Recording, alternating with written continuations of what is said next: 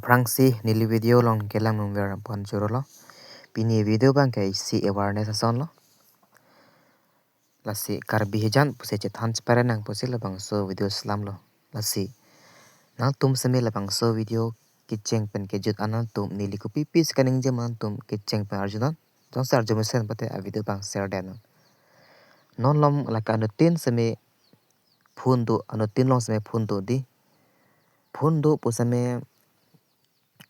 ile tum use pamika nai athe nolom ke apranga kai sonali la phun isi odlok pen nangli phan nang pasung khrunga the la si kado kaves me thek pon long po la social media long ladak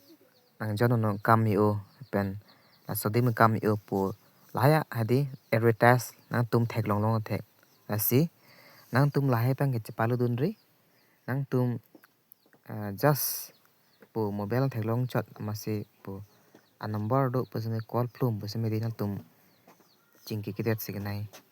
athe non lom lahaya join pen karbi tum ki sung do lo pen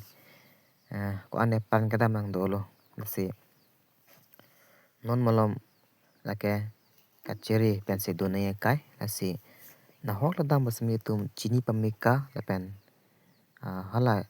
kam claim tim smedi details ang ton arju pame kasi ile tum claim nai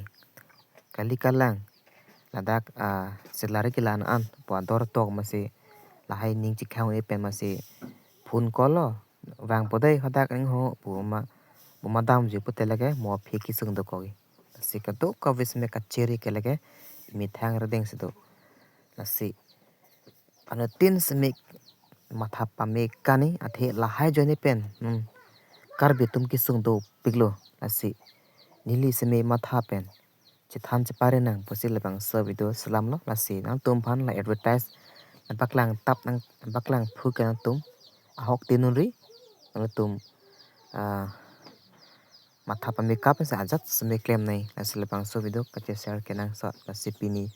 antum mona pachini ke lanwela